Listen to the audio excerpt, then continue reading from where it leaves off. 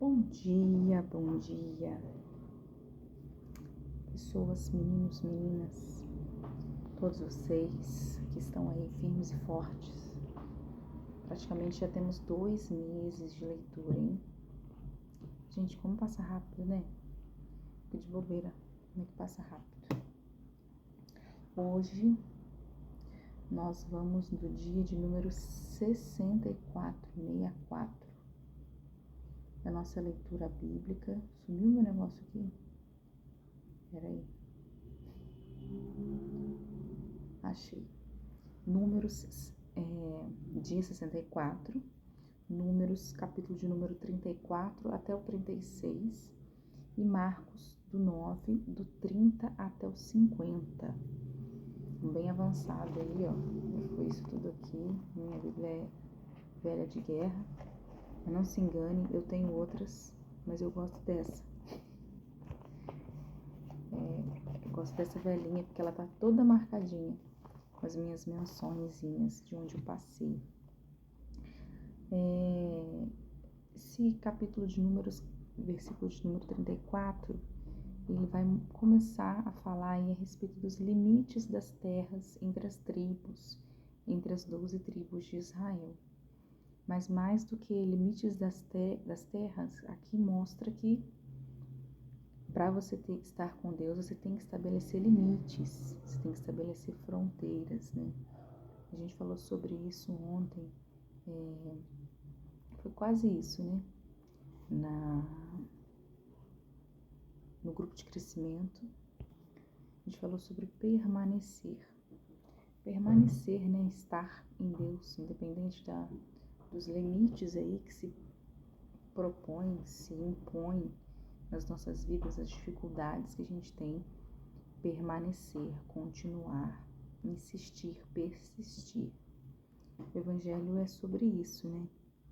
Você estar em Jesus. Não vamos pregar a palavra de ontem dos grupos de crescimento, não. Mas você que não tem ainda, não participa de um grupo de crescimento, se envolva aí conosco de alguma maneira, seja aí online, né? Quantas vezes minha irmã participou conosco online para depois poder estar com a gente aí, não aqui, mas participando da Família Viva lá em Vila Rica, poder passar pelo encontro, poder retornar aí para os caminhos do Senhor. Eu acho que é de extrema importância você se envolver com um grupo de pessoas. Mais do que um grupo de pessoas, é uma rede de apoio, é uma família de verdade, como diz o nosso nome aí. E você tem que pedir ajuda também, tá? Tem hora que a gente vai lá e dá um cutuco no parente e fala assim, o que você tá precisando? Mas tem hora que a gente esquece, você tem que falar, olha, eu estou precisando de algo. Então é sobre isso, é sobre você também manifestar o que você está necessitando para você se manter firme, para a gente ajudar você a permanecer. E hoje a gente vai falar sobre os limites aí de terra. O povo estava lá, já às portas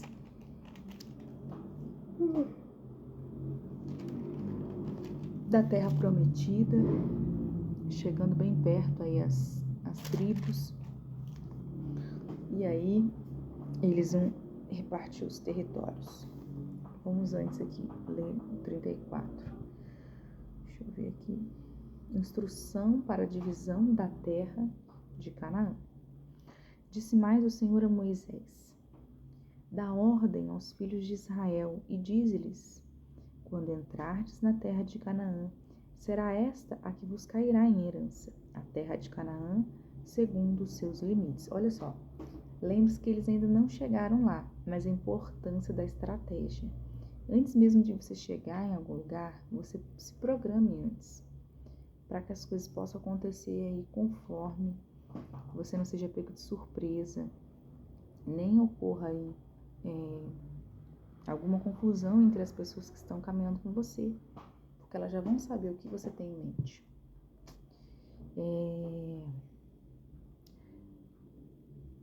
3. A região sul vos será desde o deserto do Zin até os limites de Edom, e o limite do sul vos será desde a extremidade do Mar Salgado para o lado oriental.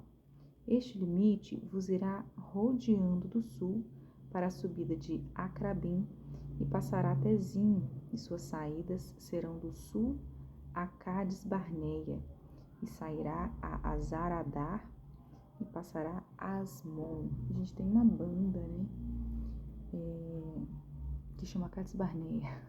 Lembrei disso agora. Então aí, estabelecidos os limites da terra prometida, né? O lado sul, o mar Salgado, o lado oeste, o mar Mediterrâneo. Veja ali. Não, né? Rodeará mais este limite de Asmon até o ribeiro do Egito, e suas saídas serão para o lado do mar. Por vosso limite ocidental sereis o mar grande, este vos será a fronteira do ocidente, que é o leste. O lado norte, verso 7 até o 9, este vos será o limite do norte. Desde o mar grande, marcareis o monte Or. Desde o monte Or, marcareis até a entrada de Amate, e as saídas desse limite serão até Zedate. Dali seguirá até Zifron, e as suas saídas serão em Azar-Enã. Este vos será o limite do norte, o monte Or, o norte. E do lado leste, o rio Jordão é o limite. Vai dizer, e por limite do lado ocidental, que é o lado leste, marcareis de Arã-Enã até Selá. O limite descerá até Sefã, falei Selá é Sefã, até Ribla, para o lado oriental, e Aim. Depois descerá este a Irá ao longo da borda do mar de Quinete para o lado ocidental. Descerá ainda ao lado do Jordão, e as suas saídas serão do mar Salgado. Esta vos será a terra, segundo limites do seu contorno. Aí a terra, limite do lado leste, o rio Jordão, separando aí. Aí agora a gente vai enumerar os líderes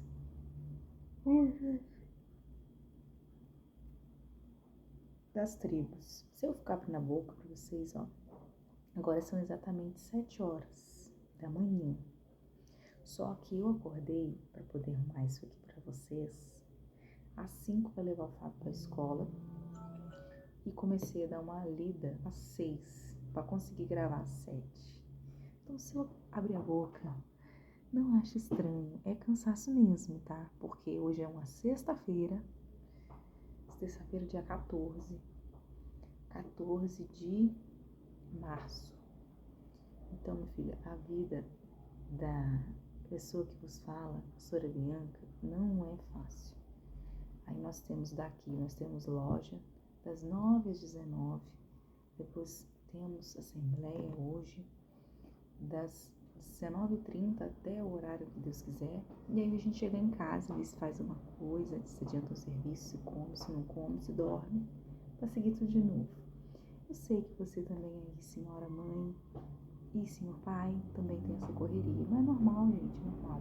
Não tem nada de sobrenatural, não. Você vai dar conta, só isso que eu digo para você. Você vai dar conta de tudo que você tem que fazer. Saiba, você consegue, você é apta, você é capaz.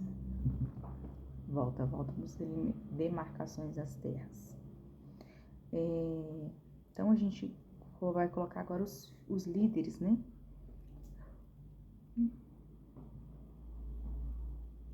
Moisés deu ordem aos filhos de Israel, dizendo: essa é a terra que herdareis por sortes, a qual o Senhor mandou dar às 9 tribos e à meia tribo. Porque a tribo dos filhos de Rubenitas, segundo a casa de seus pais, e a tribo dos filhos dos Gaditas, segundo a casa de seus pais, já receberam. Também a meia tribo de Manassés já recebeu a sua herança. Essas 2 tribos e meia receberam sua herança deste lado do Jordão, na altura de Jericó, do lado ocidental. Se eu não me engano, eles pediram lá o local do gado, né? A gente falou isso Os filhos de Ruben, ó, 32, capítulo 32. 2,5 tribos da Transjordânia.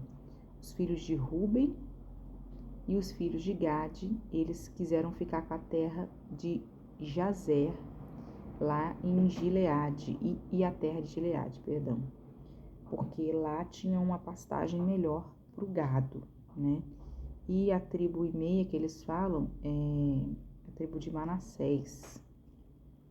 Cadê eles? Ruben, Gade, eu acabei de ver aqui, eu já perdi. Oh, meu pai do céu. Não vou falar sem ter certeza. Pelo menos aqui a gente tem Rubens e Gade, 2 tribos. A outra que é meia, eu não tô achando aqui. A Ruben e a de Gade, não achei aqui. E a meia, verso 33, 32, verso 33. Deu Moisés aos filhos de Gade e aos filhos de Ruben, a meia tribo de Manassés, filho de José. Então aí os 3, né? Meia tribo de Manassés também cuidava do gado. Então, bora. Os homens que devem repartir as terras. Quem é os líderes aí responsáveis pela repartição das terras, pela divisão das terras? Os comissários aí. Vai dizer assim: disse mais o Senhor a Moisés: são estes os nomes dos homens que vos repartirão a terra por herança. Eliezer, sacerdote, e Josué, filho de Num. Tomareis mais de cada tribo um príncipe para repartir a terra em herança.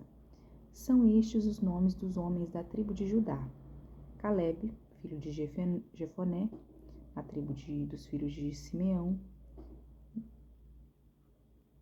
Samuel, filho de Amiúde, da tribo de Benjamim; Elidade, filho de Quislom, da tribo dos filhos de Dan, o príncipe Buqui, filho de Jogli; dos filhos de José e dos filhos de Manassés, o príncipe Aniel, filho de Efodé; da tribo dos filhos de Efraim, o príncipe Quemuel, filho de Siftã; das tribos dos filhos de Zebulon, o príncipe Elisafá, filho de Parnaque; da tribo dos filhos de Isacar, o príncipe Paltiel, filho de Azã; da tribo dos filhos de Asser, o príncipe Aiude, filho de Selomi; da tribo dos filhos de Naphtali, o príncipe Pedael, filho de Amiúde. E estes o Senhor ordenou que repartissem sem a herança pelos filhos de Israel da terra de Canaã. Então aí foi delimitado os limites de cada lugar e as pessoas responsáveis aí por cada lugar. Agora, em Números capítulo 35, né, a gente vai ver aí a importância da responsabilidade na sociedade. A gente vê Deus instruindo Moisés, refúgios da cidade. O que são refúgios? São lugares onde as pessoas que cometerem homicídios, cometeram crimes não intencionais, né, porque às vezes acontece um acidente, e pela lei, né, instituída por Deus através da vida de Moisés, era olho por olho, dente por dente. Então, até que essa pessoa pudesse se justificar, se explicar, ela poderia seguir para uma cidade refúgio para ela obter proteção. Eram como se fossem santuários em que ninguém pudesse fazer nada por elas, né? Nenhum tipo de vingança, nenhum familiar poderia fazer algo, uma prática sobre a vida dela, até que pudesse acontecer aí um julgamento necessário em casos de homicídio, né, e outros casos. E a gente vê que a justiça de Deus prevalece até nesses casos, né? A lei era olho por olho, dente por dente, mas há casos em que a pessoa, se considerando inocente, ela poderia fugir, até quem não fosse também, né? Mas ela teria esse respaldo aí de poder ficar esse período até que a causa dela fosse realmente julgada, né? Houvesse uma justiça uma democracia aí, vou colocar assim, não era bem isso, mas era praticamente uma monarquia, mas não era um rei só que mandava, praticamente uma democracia, porque era o voto de muitos que desempenharia o papel da verdade. E o que eles considerassem verdade seria ir para com a vida dessa pessoa. Então, justiça é algo que também pertence a Deus e também pertence ao povo de Israel. Bora lá, 35. Disse mais o Senhor a Moisés nas campinas de Moabe, junto ao Jordão, na altura de Jericó. Dá ordem aos filhos de Israel, que na herança de sua possessão deem cidades aos levitas, em que habitem, e também em torno deles, dá vez aos levitas arredores para o seu gado. Terão eles essas cidades para habitá-las, porém os seus arredores serão para o gado, para os rebanhos e para todos os animais. Aos arredores das cidades que darei aos levitas, desde o muro da cidade para fora, serão de 1000 côvados ao redor. Fora da cidade, ao lado oriental, medireis 2000 côvados do lado sul, 2000 do lado ocidental, 2000 do lado norte, 2000, ficando a cidade no meio. Estes serão os arredores das cidades. Das cidades, pois, que dareis aos levitas, 6 haverá de refúgio. Então aí, cidade de refúgio, como eu falei, as quais dareis para que nelas se acolha o homicida. Além delas, dareis 42 cidades. Então, eles tinham muitas cidades refúgios, né? Não eram poucas, não. Deixa eu marcar aqui. Cidades refúgios. Todas as cidades que dareis aos levitas serão 48, juntamente com seus arredores. Quantas cidades que derdes de herança aos filhos de Israel, se for numerosa a tribo, tomareis muitas. Se for pequena, já foi falado isso antes, né? Tomareis poucas. Cada um dará a sua cidade aos levitas, na proporção da herança que tocar. Então, tinha que ter um grupinho de levita em cada cidade aí também das 12. Quantas cidades que derdes de herança para os filhos de Israel, se for numerosa a tribo, já li isso. 9. Disse mais o Senhor a Moisés: Fala aos filhos de Israel e dize-lhes: Quando passardes o Jordão para a terra de Canaã, escolherei para vós outras cidades que vos sirva de refúgio, para que nelas se acolha o homicida, para matar alguém involuntariamente. Regras aí a respeito do homicídio, né? Essa cidade vos serão para refúgio do vingador do sangue, para que o homicida não morra antes de ser apresentado perante a congregação para julgamento. As cidades que derdes serão 6 cidades de refúgio para vós outros. 3 dessas cidades dareis deste lado do Jordão, e 3 dareis na terra de Canaã. Cidades de refúgio serão de refúgio estas 6 cidades para os filhos de Israel, e para o estrangeiro, e para os que se hospedar no meio deles, para que nelas se acolha aquele que matar alguém involuntariamente. Então aí, estabelecidos os limites das cidades refúgio, em casos aí de homicídios, né? Verso 16, papéis aí dos parentes na vingança de sangue. Todavia, se alguém ferir a outrem com instrumento de ferro e este morrer, é homicida. O homicida será morto. Então, bateu com alguma coisa de ferro na cabeça de alguém, não tem história. Você vai morrer. Se alguém ferir a outrem com pedra na mão, que possa causar a morte e este morrer, é homicida. Você também não vai se defender com uma pedra. A pedra é muito dura. A pedra já mostra que você já tinha intenção de fazer o mal. Ou se alguém ferir a outrem com instrumento de pau, paulada, e estiver na mão, que possa causar a morte, e este morrer, é homicida. O homicida será morto. Também, por que você vai pegar uma paulada para dar na cabeça de alguém, né? Tá com cara que você também queria matar. o vingador do sangue, ao encontrar o homicida, matá-lo-á. Então, alguém da família que te quiser vingar pela morte do seu ente querido, ele pode encontrar, segundo o Antigo Testamento, lei instruída por Deus através da vida de Moisés. Ele poderia matar outra pessoa. Se alguém empurrar a outro com ódio e com mau intento lançar contra ele alguma coisa e ele morrer, ou por inimizade o ferir com a mão e este morrer, será morto aquele que o feriu. Então, empurrou,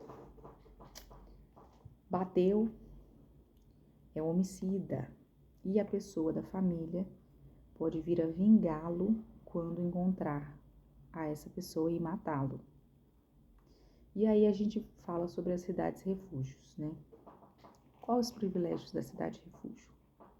Porém, se o empurrar subitamente, aí, sem inimizade, a gente tá brincando, estamos conversando, vai pra lá, seu coiso. Ou contra ele lançar algum instrumento sem mau intento. Segura aí a Bíblia. Ou não o vendo deixar cair sobre ele alguma pedra que possa causar a morte e ele morrer. Às vezes você puxou lá uma escrivaninha, tinha uma panela bateu na cabeça, tinha uma pedra, não sei, possa causar a morte e este morrer, não sendo ele seu inimigo, nem o tendo procurado para o mal. Então a congregação julgará entre o matador e o vingador de sangue, segundo essas leis. Mas até que você conseguisse explicar que pau não é pau, pedra não é pedra, você poderia correr aí para essa cidade de refúgio. Às vezes você fez algo de vida de alguém com intenção de matar, mas às vezes foi um homicídio aí sem intenção de matar, não tinha. Então você pode recorrer aí às cidades refúgios, que a congregação vai depois julgar você, ó, verso 24. Então a congregação julgará entre o matador e o vingador de sangue, segundo essas leis, e livrará o homicida da mão do vingador do sangue, e o fará voltar à sua cidade de refúgio, onde se tinha acolhido. Ali ficará até a morte do sumo sacerdote, que foi ungido com o santo óleo. Ela vai poder voltar a viver a vida dela como... Não. Ela vai ficar morando ali na cidade de refúgio. Porque se ela sair da cidade de refúgio, a família pode querer vir contra ela. Beleza? Essa seria a reclusão da pessoa, né? A penalidade. Estaria viva, mas viveria ali na cidade de refúgio. Porém, se alguma sorte o homicida sair dos limites da cidade de refúgio, o que acontece então se ela sair? Aonde se tinha acolhido, e o vingador de sangue, o parente aí, a família, achar fora dos limites dela, se o vingador do sangue matar o homicida, não será culpado. E aí, como eu falei, estando fora dos limites da cidade, refúgio, se a família encontrar você, poderá tirar sua vida. Então, é como se fosse a prisão hoje no Brasil, né? Você matou, você vai cumprir 25 anos naquele lugar específico e você não vai poder sair de lá. É como se fossem as nossas prisões de hoje no Brasil. A gente não tem a pena de morte, né? Mas a gente acredita que o cárcere é uma maneira de prender a pessoa. Entre aspas, né? Porque no Brasil o negócio é bem complicado. A gente tem as saidinhas, tem pessoas que saem e não voltam. Enfim, isso aí é uma outra conversa, né? 28. Pois deve ficar na sua cidade de refúgio até a morte do sumo sacerdote. Porém, depois da morte desse, o homicida voltará à terra de sua possessão. Então, aqui, quem é o sumo sacerdote nesse período? Eliezer, né? Esse período aqui de Josué, né? Josué já foi passado o cajado para ele seguir. Moisés ainda não morreu, mas já foi delegado que ele ia assumir. E o sacerdote também já mudou, porque Arão já morreu e quem assumiu foi Eliezer. Então, o período aí da vida do sacerdote, cada um tinha quantidade de X de tempo de vida, né? Mas, em média, as pessoas viviam 120, 130 anos. Então, eu vou falar para você que teriam a prisão perpétua, né? Dificilmente, a não ser que desse muita sorte de cometer algo errado próximo do findouro aí da vida do sacerdote.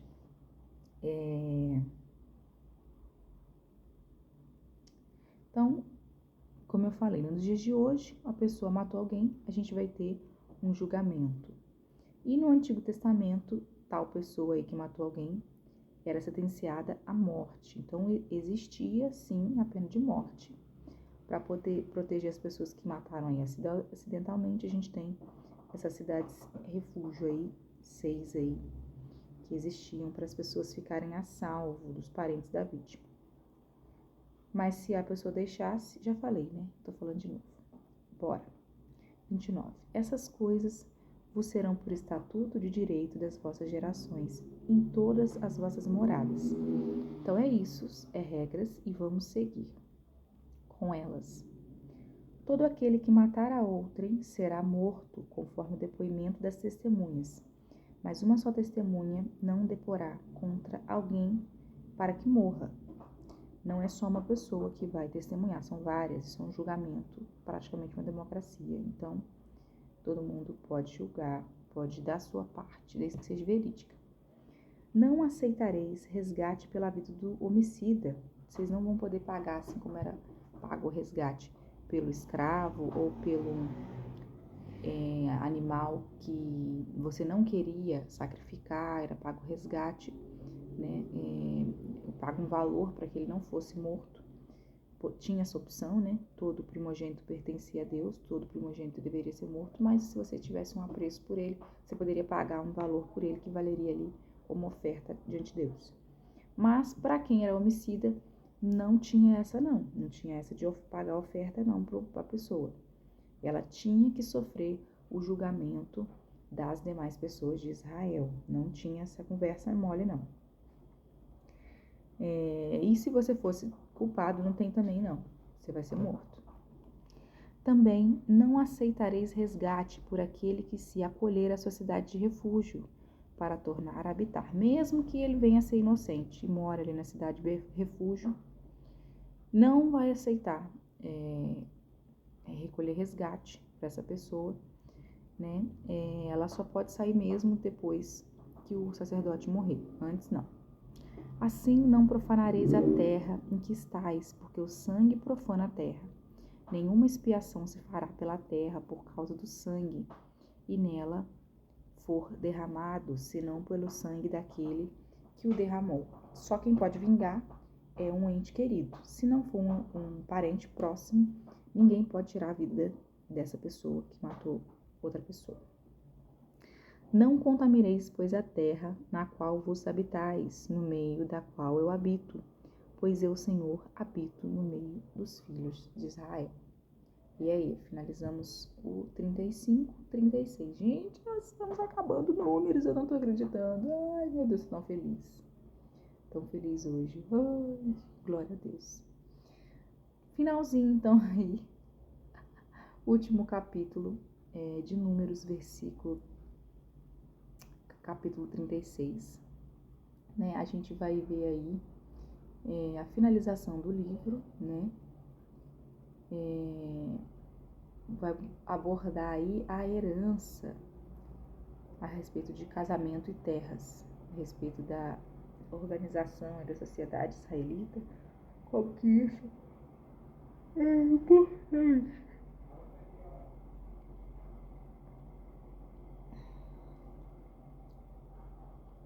Vamos lá. Chegaram os cabeças das casas paternas da família dos filhos de Gileade, filho de Maquir, filho de Manassés, das famílias do filho de José, e falaram diante de Moisés, diante dos príncipes cabeças das casas paternas dos filhos de Israel, e disseram: O Senhor ordenou ao meu senhor que dê essa terra por sorte em herança aos filhos de Israel. E a meu senhor foi ordenado pelo Senhor que a herança dos nossos irmãos, Zelofeade, se desse às suas filhas. Porém, casando-se elas com algum dos filhos de outras tribos, dos filhos de Israel, Então a sua herança seria diminuída da herança dos nossos pais e acrescentada da tribo que vieram permanecer? Assim se tiraria a nossa herança, que nos tocou em sorte? Vindo também o ano de jubileu dos filhos de Israel, a herança delas se acrescentaria à herança da tribo daqueles que vierem permanecer. Assim, sua herança será tirada da tribo de nossos pais. Só para explicar aqui. Lembra lá atrás que a gente tinha falado das filhas de Zelofeade?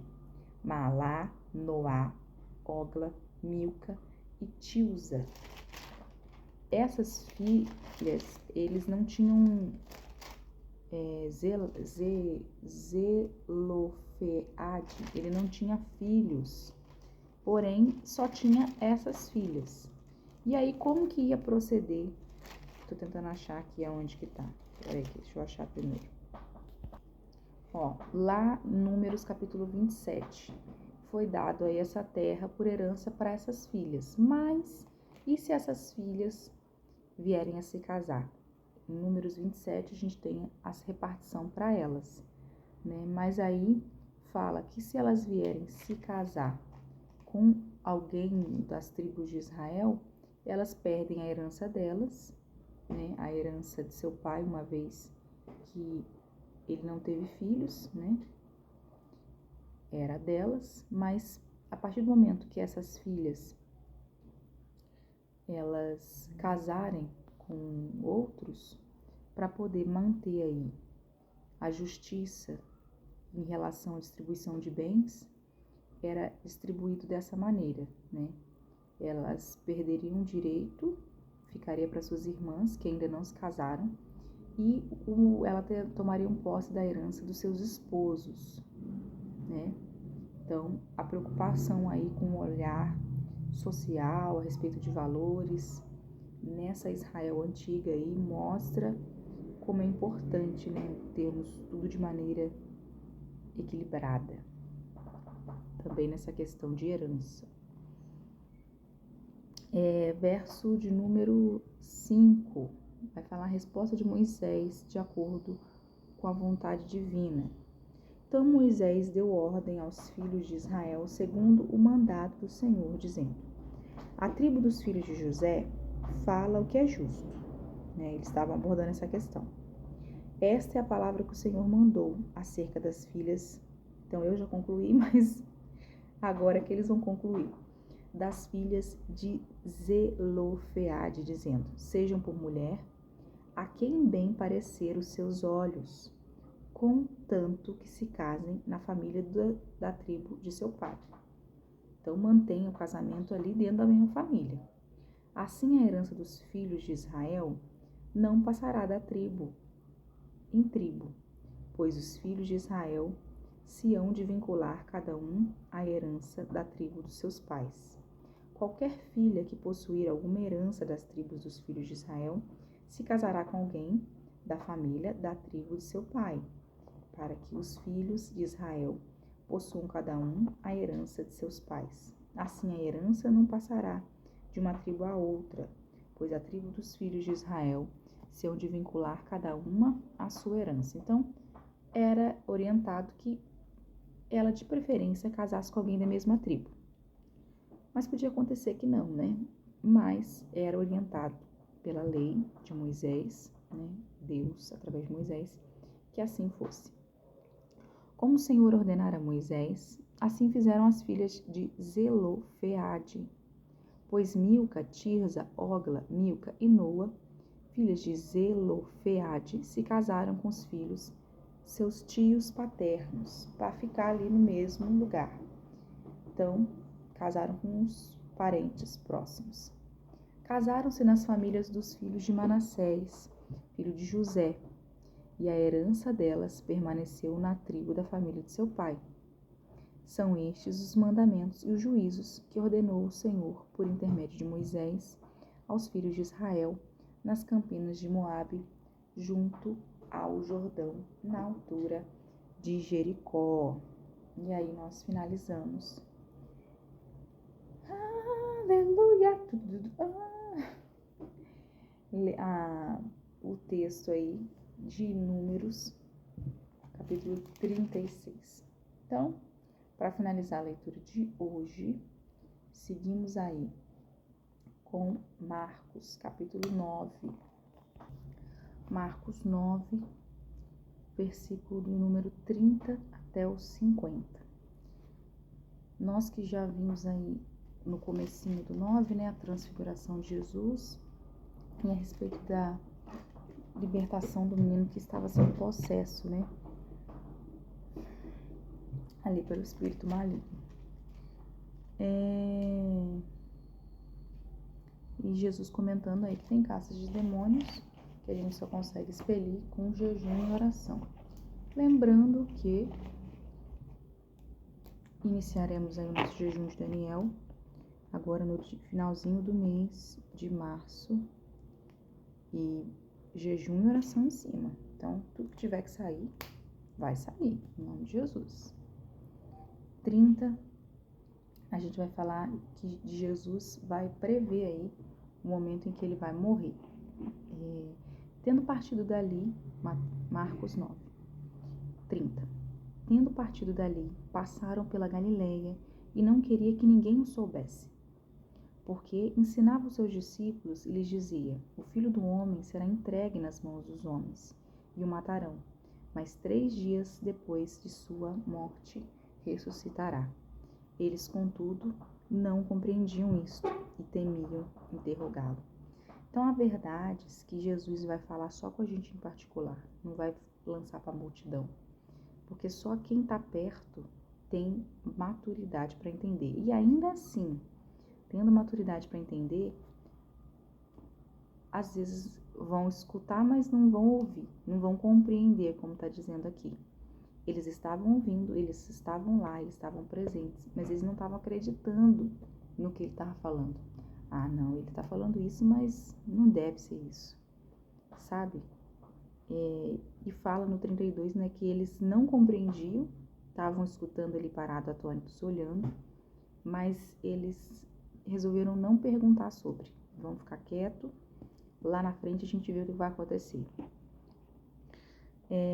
33. Deixa eu ver. Ensinamento sobre a grandeza e o escândalo. Até os 50. Tendo eles partido para Cafarnaum, estando ele em casa, interrogou os discípulos de que é que discorrieis pelo caminho. De que é que discorrieis pelo caminho? Mas eles guardaram silêncio, porque pelo caminho haviam discorrido entre si sobre quem era maior. O que é que vocês estão discutindo aí no caminho? E aí, o motivo pelo que eles haviam discutido era quem era maior. Eles estavam discutindo sobre o reino, não o reino espiritual, mas eles ainda assim acreditavam, como os romanos, de que o reino de Jesus, do Messias, seria um reino aí físico. E aí quem vai ser o maior? E ele, assentando-se, chamou os 12 e lhes disse: se alguém quer ser o primeiro, será o último e servo de todos. Trazendo uma criança, colocou-a no meio deles e, tomando-a nos braços, disse-lhes: qualquer que receber uma criança, tal como esta em meu nome, a mim me recebe. E qualquer que a mim me receber, não recebe a mim, não recebe a mim, mas ao que me enviou. Então, o que ele estava falando aqui? Ele falou: vocês estão discutindo aí quem vai ser o maior, mas vocês não estão entendendo. O meu reino é sobre serviço, sobre disposição às pessoas. É isso que é o reino de Deus. Né? Não é um reino de quem manda mais, quem comanda mais ou quem pode mais, mas quem serve com excelência. Esse é o maior, será o maior de todos. Aquele que faz mais para outras pessoas. Esse é o reino de Deus. Né? E aí ele fala, né? Colocou a criança ali e disse: quem receber essa criança, em nome de Jesus, também recebe a mim. E qualquer que receber a mim, me recebe. não recebe mais a mim. Então, você está recebendo alguém no reino dos céus, seja criança, seja adulto, seja mulher, homem, qualquer um que seja, recebeu alguém no nome de Jesus, você não recebe somente a Jesus, mas recebe a Deus.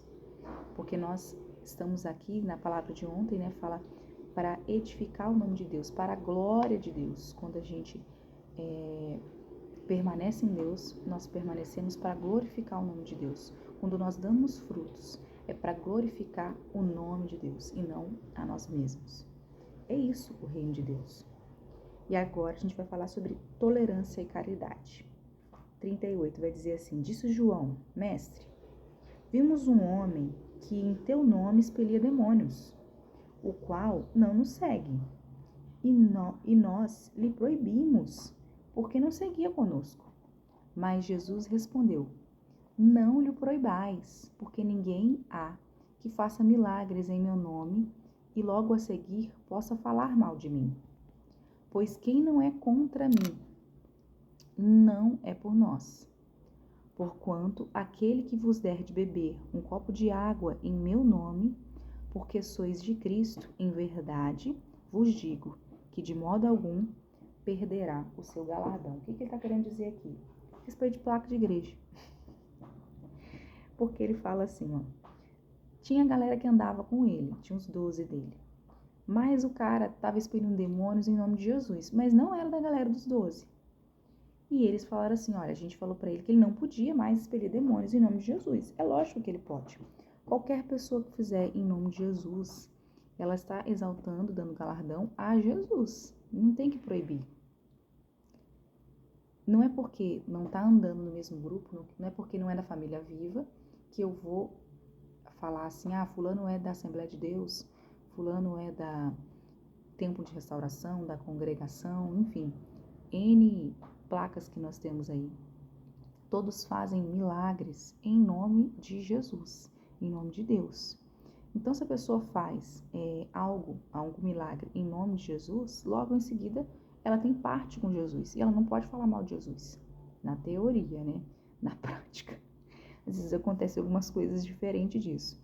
Mas ele finaliza dizendo assim, que quem der de beber um copo de água em nome de Jesus, em verdade vos digo, de modo algum perderá o seu galardão. Fazendo em nome de Cristo, o galardão está na glória. Nos céus nós não temos placa. É servir em nome de Jesus, servir em nome de Cristo. E é isso primordialmente, independente de que lugar você for. Se você é da tribo da igreja que tem 12, da igreja que tem célula, da igreja que trabalha com congresso, enfim, fazendo em nome de Deus, você faz a glória do Pai. Verso 42, vai falar assim: e quem fizer tropeçar a um desses pequeninos crentes, melhor que fora que se lhe pendurasse ao pescoço uma grande pedra de moinho e fosse lançado no mar. Olha aqui. Em contrapartida, Jesus já bate de frente quem fizer alguém desviar. Fazer obra de Deus em meu nome pode, mas ai de ti se você fizer alguém tropeçar, alguém desviar, alguém cair. Melhor seria que você tivesse se afogado lá no mar. Olha só, 43.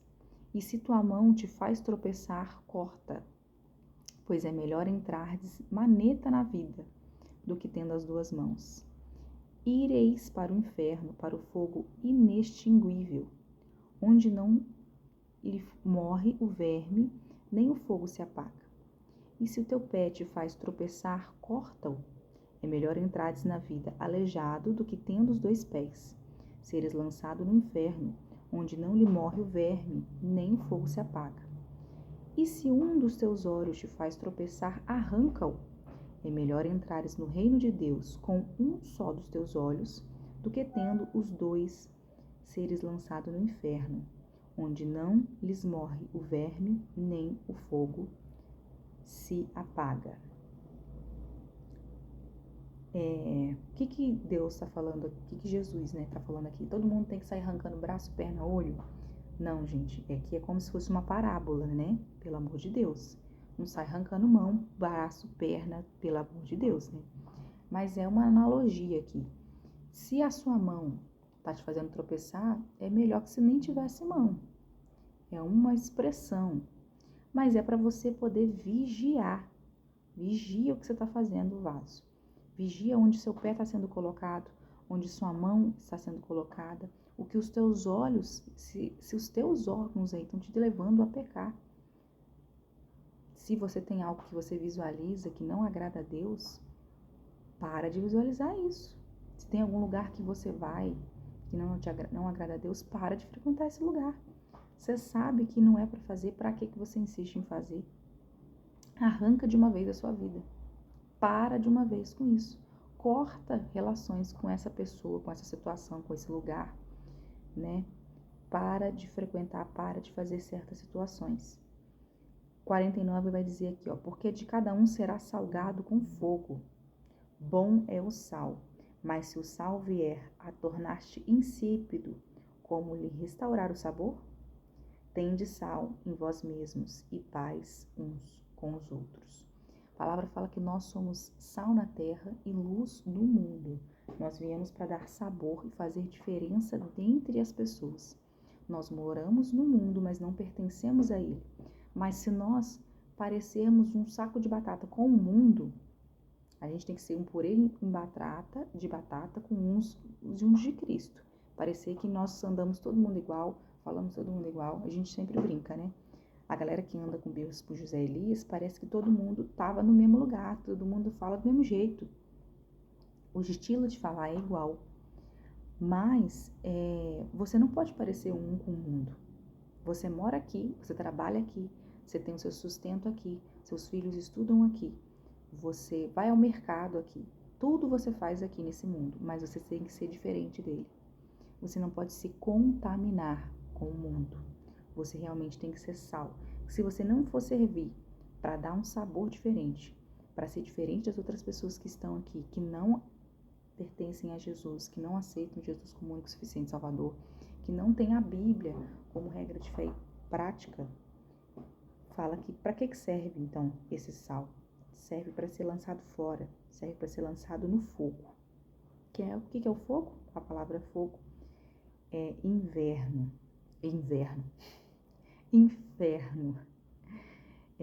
Então, olha só, fique ligado a respeito aí do que você anda fazendo ou deixando de fazer. Fique ligado na sua vida, você tem que ser referência para os demais. Essa parábola do sal na terra e luz no mundo é sobre isso. E você, mais do que nunca, tem que ficar ligado nos seus atos, nas suas ações, onde quer que você vá, onde coloque o pé, onde coloque a mão, onde estão seus olhos. Porque você tem que resplandecer a glória de Deus Pai. Amém? Era isso. Os textos de hoje nós finalizamos. Então, o dia de número 64. Hoje foi rápido. Hoje eu achei que foi rápido. Acho que eu tô animada que a gente terminou mais um capítulo e nós vamos iniciar aí Gênesis, Êxodo, Levítico, Números, Deuteronômio. Deuteronômio também é um livro aí, falando de leis, falando aí de instruções aí no tabernáculo. Vai ser um pouco difícil, mas permanece firme aí. A gente vai finalizar, beleza? Gênesis, Êxodo, Levítico, Números, Deuteronômio. É isso mesmo, Deuteronômio. Vambora, gente, vambora. Cumprir aí os 5, que é os 5 da Torá, dos judeus. Você vai poder dizer, eu li a Torá, eu li os 5 primeiros. Permanece firme aí nessa jornada, amém? Vamos orar? A gente não orou no começo? Pai, muito obrigado, Jesus, por mais esta manhã. Obrigado, meu Pai, pela Tua palavra que existe, que fala, que conversa conosco todos os dias, que incomoda no que nós precisamos fazer, nos limites que temos que ter para com as nossas vidas, para com o que devemos fazer ou não.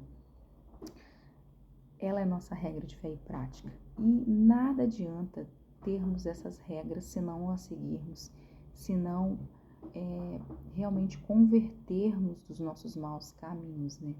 O evangelho do arrependimento pregado por João é sobre isso, é sobre se arrepender, é sobre mudança de direção, que possamos ser sal neste mundo, referência para as pessoas, e que venhamos servir a todos, assim como o Senhor serviu, ter humildade no nosso coração e todos os dias estar envolvidos na tua casa.